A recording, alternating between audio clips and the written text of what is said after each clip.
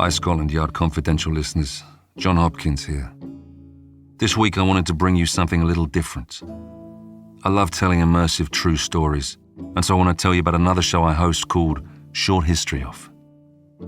History is full of extraordinary true stories.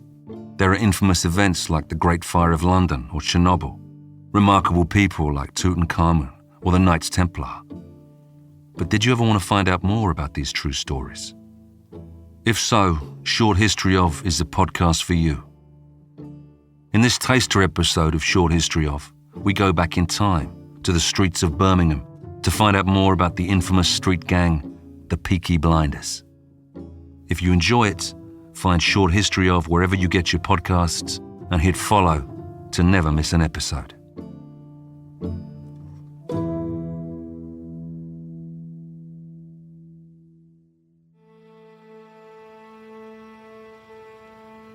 It is just after 9 p.m. on Saturday the 22nd of March 1890 in the city of Birmingham, England. Factory worker George Eastwood is heading to the Rainbow Pub. Above him, the Victorian city skyline is a jumble of workhouses and warehouses pressed between factories that spew thick, black smoke all day long. He passes under a pair of viaducts as cargo trains rattle overhead. Then, spotting the warm, amber glow of the establishment, he makes his way inside. The landlord is doing a roaring trade. Eastwood orders a ginger beer and sits at the bar alone. 3 men burst into the pub. They're raucous, rowdy, and the atmosphere changes immediately as the other customers avoid eye contact with them. They're well known as gangsters, led by Thomas Mucklow, a mean-faced man in a bowler hat and wide-legged trousers. Mucklow orders pints of beer. As he waits, he catches sight of Eastwood's non-alcoholic drink and derides him for it. Eastwood tells him to mind his own business. It's a misstep that will cost him dearly. Mucklow is a violent man with a short fuse, and he doesn't like being told what to do. The gangster shoves Eastwood and challenges him to settle it outside. But Eastwood's not a fighter, and he's not stupid. He declines, and after a tense moment, Mucklow sneers, takes his pint, and turns his back.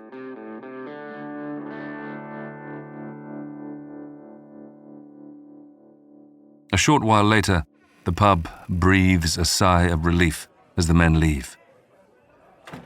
Eastwood waits a safe interval, and then, after finishing his ginger beer, he sets off for home. He's barely turned the corner before someone shouts out from the darkness. A familiar voice, then another. Eastwood doesn't even wait for the 3 men to emerge from the shadows. He just runs. Mucklow and his thugs catch up and grab him. They knock him to the ground, kicking him over and over, giving him no chance to get up. One of the gangsters slips off his thick leather belt and wraps it tightly around his hand, leaving the metal buckle dangling. The others step back as he swings it down over Eastwood's skull. Eventually, there's a pause in the assault. Though he's dazed and blooded, Eastwood seizes his opportunity and makes a break for it. He runs hard, pushing through the pain. The place is a warren, but he recalls a shortcut. He makes a series of turns, scales a wall, and soon he's found shelter in a friend's house. He collapses in the front room, a bloody mess. Mucklow and his men know the streets just as well as he does. Outside the house, they shout threats, promising to finish what they started. But after an hour, they give up and go home. With the coast clear, Eastwood's friend rushes him to hospital. He's covered in wounds, with inch-long lacerations on his head. He even has to be trepanned, which involves removing part of his skull. He'll spend 24 days in a critical condition. The next day, the incident is reported in the local paper. Though crimes like this have been happening all over Birmingham, it's the first time the men responsible are identified as the Peaky Blinders.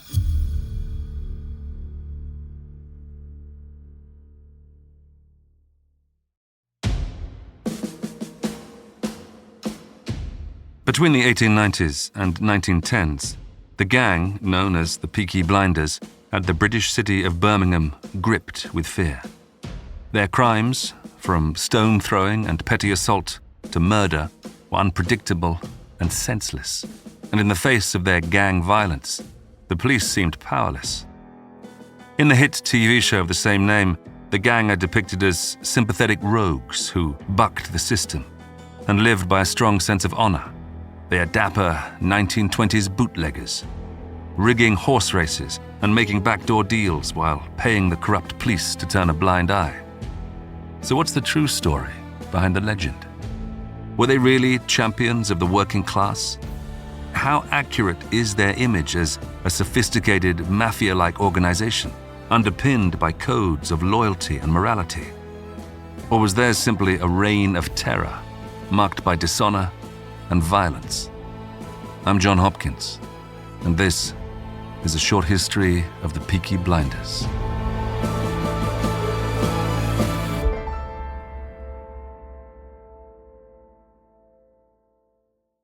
By the 1890s, Birmingham has undergone an incredible recent transformation.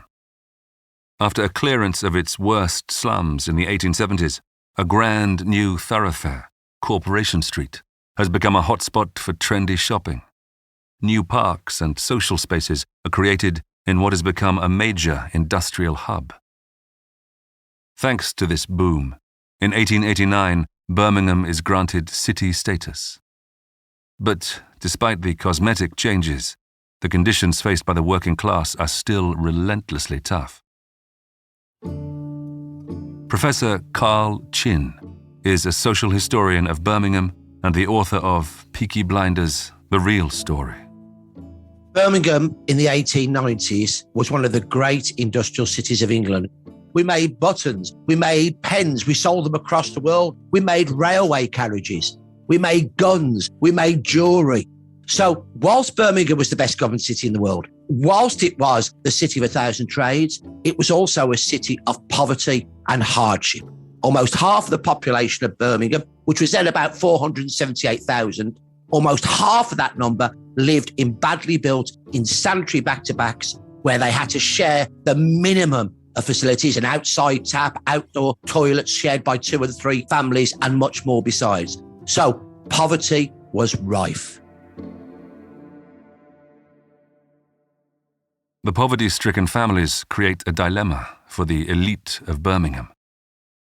The Victorian middle and upper classes have a sometimes ghoulish fascination with the lives of the poor. In up-and-coming Birmingham, the class divides are only deepening, and attempts to impose order on the often chaotic, poorer neighbourhoods of the city have limited impact. Birmingham was a mostly Church of England working class city, dominated from the 1870s by a nonconformist elite. They disapproved of people, young men, getting together on a Sunday, the Lord's Day, to gamble and play roughly. Now, we've got to understand the demographics. 1860s and 70s, the population is mostly under 30. And they only have one day a week off. That's a Sunday. Many of them don't go to church. They gather on waste ground. They would have one lad on the back of another and fight another lad on the back of another.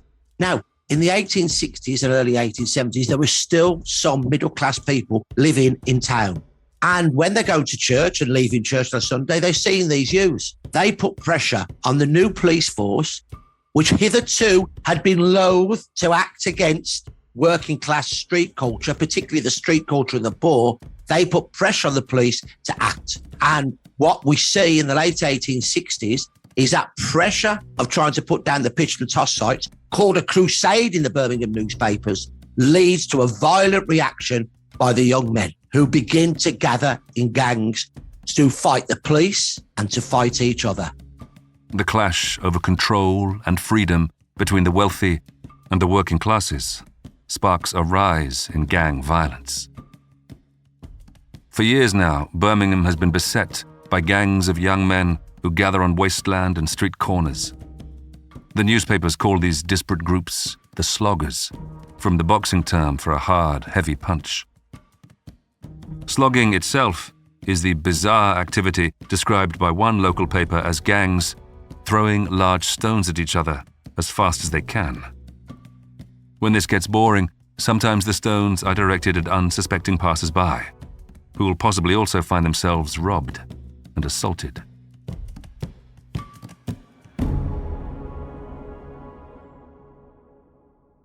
Many of these sloggers were hard-working blokes. They were labourers in factories. Others were petty criminals. But what they all liked was to fight. The only thing they have are their fists, their boots, and their fighting ability. And so we have what we would now call, I suppose, toxic masculinity. I'm tougher than you are. And so the slogging gangs were feared because they not only baited the police, the term that they used to attack the police, and battled each other. And this is very important. They not only did that, they bullied the hard-working, decent, respectable poor amongst whom they lived. From 1890, a new term for the gangs and the backstreet thugs of Birmingham comes into use: Peaky Blinders. Now, this term is interchangeable because the vast majority of Peaky Blinders were sloggers. Following the attack on George Eastwood on the night of the 22nd of March 1890, local newspaper, the St. James's Gazette, reports how his attackers waylaid their inoffensive teetotal victim and beat him almost senseless under the viaduct. It's just another in a long stream of stories whipping up the already palpable fear among the law-abiding citizens of the city. But what sets it apart is its use of the term Peaky Blinders, the first time the label has appeared in print. It indicates the name must already be in use on the streets. But where does it come from? According to some, it's rooted in the particular weaponry used by the gang. The theory goes that they have disposable safety razors sewn into the peaks of their baggy flat caps, known as newsboy caps. When the need presents itself, the wearer can snatch the cap from their head and slash their enemy across the eyes, blinding them. Problem is with that, the bridge of the nose is in the way. The story I'd heard as an older brummie was that they slashed the peak of the cap across the forehead, hence causing blood to go into their eyes. It's a myth. I interviewed in the 1980s many people who were born in the 1890s who remembered the real Peaky Blinders and the gangs of that period, who described to me exactly why they were called Peaky Blinders. They pulled the peak of the cap over one eye. That was why they were Peaky Blinders. The peak blinded the one eye. The term Peaky Blinder is a fashion statement. How are you going to slash somebody with a flat cap, which is soft? I've got to take it off my head. That means I raise my arm. If I'm right-handed, I raise my right arm, which means I'm opening up my whole body to the enemy to attack me. So it never happened. It's a great story, and it's a name that's infused with fear, gangsterism, and violence, but it's a fashion, nothing more. It's certainly true that these caps, waistcoats, and watch chains are all part of a sartorial style of the period. But where the gang members of the TV show pride themselves in their sharp outfits, the reality of the average Peaky Blinder is somewhat less dapper. The majority of real-life gang members are involved in petty theft and have to fight for every penny. But just like the more law-abiding members of the working class, their income is swallowed by food, fuel, and rent. Fashion is much further down the list of priorities. While the top gangsters might lead the way in slick suits, the clothes of the ordinary Peaky Blinders are more likely bought second or third hand, if not from central Birmingham's rag market.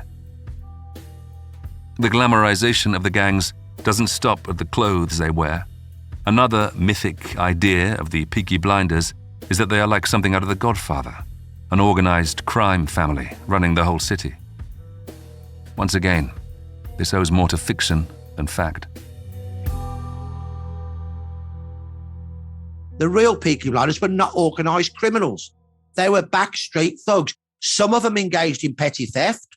Some of them engaged in petty protection. They go into the local pub, 7 or 8 of them, mob-handed and demand free drinks. If not, they'd smash the pub up. Or if one of them was fined, say, 40 shillings, £2 for an assault, which is sometimes that's all they were fined, they would go around the local shopkeepers to collect the money. This was petty protectionism. When we look at the series Peaky Blinders, we must understand that it is drama. It's not reality. The author, Stephen Knight, has done a really superb job in putting together this captivating, pulsating drama and throwing into the mix real names, Peaky Blinders, Darby Sabini, Alfie Solomon, Billy Kimber, who were real gangsters, and real places like the Garrison pub. But the reality was very different. The Peaky Blinders were not one gang in 1920s Small Heath, Birmingham. The term Peaky Blinders referred to the numerous men who belonged to numerous backstreet slogging gangs all over old Birmingham. But the Peaky Blinders aren't all simply unskilled street ruffians, and many of them have stable jobs. Upon Thomas Mucklow's arrest for viciously attacking George Eastwood, he is described by the lead investigator as a hard-working man. So why are working-class men, some with regular work like Mucklow, turning to violent crimes? Brutality, it seems, is their way of demonstrating strength and commanding respect. The period of the Peaky Blinders and the sluggers before him was a hard period of living for working class people in general. They had no gardens. The street and the wasteland was their playground. There's lots of young men because of the birth rate was high, and you've got a growing population. The work that they do in factories or on the building or wherever is physical, and physical strength is prized. It's prized not only because you need to be strong to survive, but also because it was seen as manly. And in a society that is so riven with class bias, where the poor are looked down on simply because they're poor and are blamed for their poverty by the ignorance of the elite, what can a young man say I'm best at? Fighting. It's still there today. Whereas you have to show off. I have nothing, but I have these. I have my fists. I have my feet. I have my ability to beat anybody. I'm harder than you. So it's a class thing. It's a social problem. It's a male thing. The admirable image popularized on the small screen makes for compelling drama, but is far from the truth. Rather, the gang is an unpredictable threat to public safety, and no one is safe from their attacks, not even the authorities who are meant to control them. The Peaky Blinders hated the police. My great-grandfather, Edward, attacked the police. He got done for assault. On one occasion, he hit a man over the head with a shovel, and then when that didn't work, he picked up a meat cleaver and he chopped the man's head. Fortunately, it didn't kill him, so he only got sent down for 3 years. It's October 1895 on Pershaw Street in Birmingham. Two policemen, Constables Bennett and Telfer, round the corner on foot, truncheons drawn, their long, double-breasted uniform coats buttoned against the cold. A couple of youths stand in the street, agitated, waiting for them. They wave the officers urgently towards the Stag and Pheasant pub, from which the sounds of an escalating disturbance can be heard. The policemen know all too well what's awaiting them. The Peaky Blinders have peppered the headlines all year. Stories of elderly shopkeepers threatened at knife point in petty disputes over change, or street assaults with koshes or fire irons. But though neither officer would admit it, what worries them most is the gang's well-known hatred of the police. As soon as the constables are inside, they can see they're going to struggle. There are maybe 30 hooligans in here. Several are reaching over the bar, trying to help themselves to free drinks. Others are fighting the locals, smashing glasses and throwing fists. Bennett and Telfer blow their whistles before striding in to break up the brawling. But their arrival sends the Peaky Blinders into a frenzy. Constable Bennett makes for one thug who's assaulting a terrified local and attempts to apprehend him. This is Charles Warner, a 20-year-old gold beater. Like so many of the gang, he's a young man with a job, not a street urchin who must resort to crime to survive. Constable Bennett struggles to subdue Warner and shouts for Telfer's help, but he's dealing with his own problems further inside the pub. As Bennett pins Warner against a brick wall, he's suddenly kicked in the stomach by another young gang member. Horrified, Bennett sees them start to remove their belts. He knows only too well what's coming. Constable Telfer rushes to Bennett's aid, but the mob is too much for them. The Peaky Blinders strike both officers with their belts, beating them across their bodies and heads.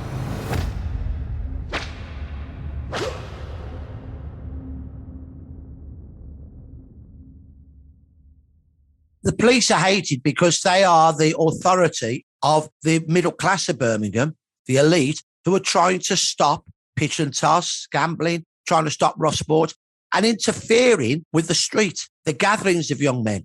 Their authority, they're hated. And so when the police are pressurised into acting against the street life of poorer men, they become targets for the aggression of young men. Warner and other gang members involved in the attack on Bennett and Telfer are eventually arrested, but their prison sentences don't send out much of a warning. Warner is given just 6 months, little more than a slap on the wrist. These short sentences aren't long enough for any kind of rehabilitation for the gang members, and once they're released, they return to their violent ways. The police face an uphill struggle against the Peaky Blinders. In many streets and neighborhoods, it's the criminals who are in charge, not the authorities. One of the other factors that we need to look at with why young men were fighting so much is that they adhered to the street. The street belonged to them. They grew up in a street. There was movement around, but it tended to be in the same little neighborhood, people moving about. They had kin in the same street. And so the street becomes like a living entity. But it's the street and the people become one of the same thing. So this idea of loyalty to the street because they belong to the street and the street belonged to them is another factor that we must look at. The mean streets of Birmingham are being held hostage by the Peaky Blinders. For these civilians living alongside the gangs, there is a constant fear of assault or worse. Few enjoy protection from their violent neighbours, and even speaking out against them could be fatal. There's not enough police in Birmingham. It's badly undermanned. And if you come forward as a witness, you're taking your life in your hands. For example, in 1875, a policeman was killed. A young woman gave evidence against a man who was convicted and hanged for his murder, a man called Corcoran. She was attacked and knifed by the mother and sister of Corcoran. This is happening continually. So poorer people lose confidence in the police. They don't report attacks because nothing's going to get done. And the police are scared. The out-of-control violence of the Peaky Blinders is enthusiastically followed by the burgeoning newspaper industry. With an increasingly literate middle-class population, the media enjoys a surge in demand, and the grisly stories of the gang's exploits only drives sales upwards. The middle classes revel in this window into what they see as the underworld. The later 19th century is interesting in that popular newspapers emerge. There's a growing demand for them from an increasingly literate population, and they're quite cheap to buy. There's morning newspapers on a national scale, but there's a large number of local newspapers. And those newspapers locally and nationally that cater mostly for a middle-class audience are keen to find out about the lives of the poor in the dark slums. They see pollution. They see young men gathered together. They see women out on the street. So they're fearful of poorer neighbourhoods, and they send what become known as social explorers into the poorer neighbourhoods. And reporting on crime, particularly gangs, is something that grabs the attention of middle-class readers. But for those that are victims of the gangs, which is overwhelmingly other poor people, they wanted the gangs put down. Decrying the Peaky Blinders standing on street corners to assault passers-by, the newspapers echo the concerns of their readers and demand more action from the magistrates. For all the sensationalism and macabre interest, the fear of the Peaky Blinders grows with good reason. If something isn't done soon, it feels like Birmingham will be overrun by thugs.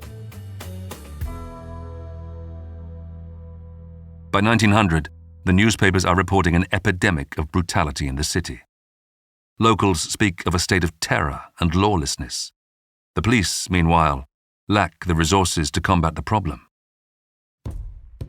In search of a solution, the Birmingham police force appoint a new chief constable. Irishman Charles Horton Rafter is a man renowned for his experience in bringing peace to troubled neighbourhoods. And he has a plan to push back against the hooligans of Birmingham. Rafter realised that he needed to begin a rapid recruitment campaign of young, fit men. They had to be 5'9.5", later 5'10". Most of the Peaky Blinders were like my great-grandfather Edward Derrick, 5'4", 5'5". Few were taller, but most were small. They had to be fit. And Rafter asked three things of his recruits. Can you read? Can you write? And can you fight? And they had to fight. It was a battle on the streets. Now, what Rafter does very quickly, he brings in these new recruits. It's going to take 3 or 4 years. But by then, he can start sending men out in twos, not ones. And these policemen make a massive impact. But reform takes time, and it's not quick enough to save everyone. PC Charles Gunter, for example, is patrolling alone on a warm summer night on the 2nd of July 1901. Gunter checks his pocket watch under a hissing street gas lamp. It's just after midnight, and he is patrolling his beat. It's been a quiet evening, until now. Coming up on Staniforth Street, Gunter approaches 3 young men who appear to be roughly in their 20s. They are Peaky Blinders, and they are drunkenly singing, disturbing the neighborhood. Gunter puffs out his chest and tells them in no uncertain terms to stop being a nuisance and move along. It appears to do the job, but just then the constable is called to a domestic dispute a few streets away. When he has settled things there, Gunter steps out of the unhappy couple's house to find the Peaky Blinders waiting for him. And this time they're holding bricks. Leading the pack are the 3 men he encountered a short while before. The hair stands up on the back of Gunter's neck. It's the middle of the night, and he is seriously outnumbered. He knows he might not make it out of this one. The Peaky Blinders rush him and throw him face down on the cold pavement. The onslaught begins immediately. Gunter struggles with all his might to get up, get away, but despite his fitness, he's no match for 7 men with bricks. The assault breaks his body, and it's not until he's beaten unconscious that his assailants flee the scene. It will take a few months, but PC Gunter will die from his injuries.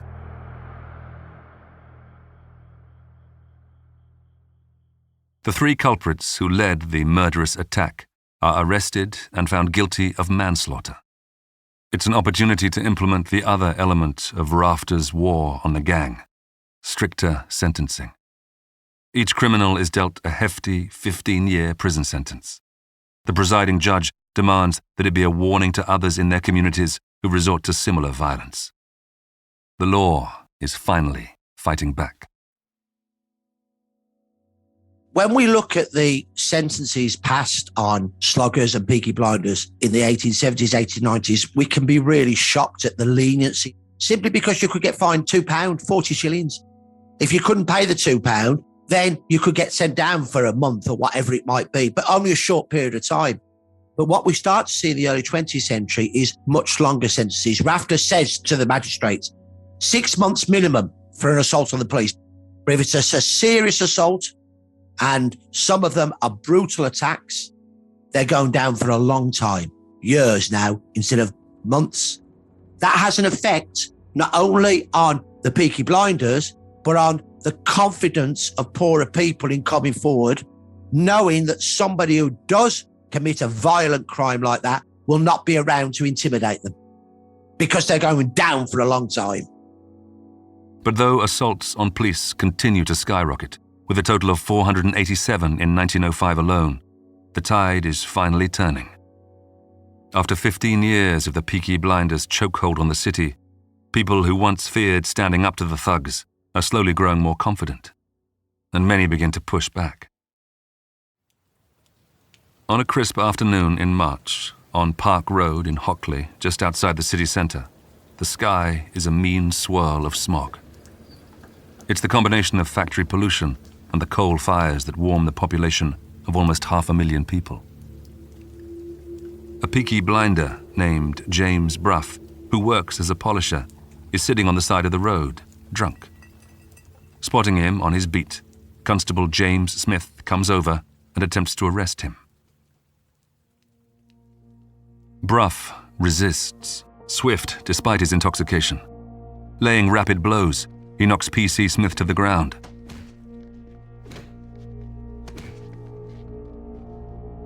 Pedestrians watch in horror as the two men struggle in the dirty road. It's a story seen over and over. And when two more gang members arrive and start to drag the constable towards a dark alleyway, Smith starts to panic. If they get him down there, chances are that he will not come out alive. Then suddenly, he's aware of more men joining the struggle. Smith fears the worst, before realizing that far from joining in with a barrage of kicks and punches, these newcomers are pulling the Peaky Blinders away. Putting themselves between the bloodied officer and the gangsters, the local men stand firm. One, a man named Tiller, subdues Bruff until more police arrive. Constable Smith is bloodied and unconscious, his clothes almost torn off in the assault. But thanks to these local men who've had enough of the violence on their streets, Bruff is arrested. It's very important to realise the involvement of working class people in ending the reign of the Peaky Blinders. But, and this is a quote from the newspaper report, they would have succeeded but for the prompt assistance rendered by several bystanders who clung tenaciously to the prisoners and rolled over the ground with them. In particular, a Mr. Tiller displayed conspicuous courage, and it was mainly through his instrumentality that the prisoners were handcuffed after an hour's struggling. Now, that wouldn't have happened a few years before. And I feel very strongly about this point because I don't see in any other books about criminality and gangs any acknowledgement given of the importance of poorer people, working class people, standing up against the gangsters, like Mr. Tiller did. Now, in 1906, the shift is more obvious. Change is clearly happening in the city. As the police force expands and becomes stronger, attempts are made to better engage with the Peaky Blinders. Some gangsters are even making efforts to reform. A man called Henry Lightfoot had numerous convictions for fighting, attacking the police, and also petty theft. The lenient sentences of the 1870s, 80s and 90s failed to dissuade serial criminals to stop their criminality. So you have people like Lightfoot, people like my great-grandfather Derrick, who get numerous convictions for drunkenness, assault, attacking the police and petty theft. But what we start to see from the early 20th century is that people like that move away from the crimes. Lightfoot, his last arrest was, I think, 1906, stealing 12 scrubbing brushes. Big criminal. But in court, the local police said he's making a real effort to change his life. There are hints here and there, like with the policeman talking about Lightfoot, of some policemen trying to engage positively with Peaky Blinders. More robust policing and positive community engagement do their bit. But there is another reason for the improving situation. The Peaky Blinders are getting older, and many of the youth are choosing not to follow in their footsteps. The recent rise of sports and youth clubs across Birmingham is having a positive influence on the city's next generation. These men are getting older, and what's happening is that as they're aging, the next cohort is not coming in. Why? Because there are organic changes on the ground. Good-hearted clergymen and women are setting up what we might now call youth clubs, attached to churches and chapels, and very often there's a football club associated with it, a football team. Some teams turn into major clubs that we have today, Aston Villa and Birmingham City in Birmingham, for example. Some of the vicars and some of the clergymen also set up rudimentary boxing clubs. So we've got sports now becoming not only spectator sports, but participation sports. But then just as the gangs are disappearing, a new form of leisure entrances young boys and girls, teenage boys and girls. What my generation would call the pictures, what younger people would call the cinema. It's a relatively inexpensive pastime, meaning young people can visit the cinema several times a week, keeping them off the streets. While the gangs are not wholly eradicated, their menace is severely curtailed. But when war breaks out in 1914, everything changes. Young men in their thousands are uprooted from the villages, towns, and cities of England to fight on the battlefields of Europe. Several 100,000 of them never return. What little remains of the Peaky Blinders gives way to other gangs, the Birmingham Boys and others. The Peaky Blinders rapidly descend into obscurity and myth. Their on-screen comeback in the 21st century unexpectedly rockets them back into pop culture relevance. Now they are cast as likable rogues with strong moral centers. Today, they inspire everything from clothing and haircuts to escape rooms and cocktail bars. But the real Peaky Blinders are far from their glamorized and mythologized counterparts. The Peaky Blinders had become a distant memory by the 1940s and 50s. And by the time of my youth of the 60s and 70s, they were a myth. And they've been mythologized. The danger is that by mythologizing gangsters as men who are kind to children, thoughtful towards older people, respectful to women, and who help their own communities, the danger is that we adopt that myth. But the mafia, the 'Ndrangheta, the Camorra, the Yakuza, the triads, the drug gangs, all of them, they prey upon their own. They take money from their own. So there is a danger there that we glamorize gangsterism and turn people like the Dons, Don Corleone, Thomas Shelby, into anti-heroes who are standing up for the poor against the establishment. No, they're not.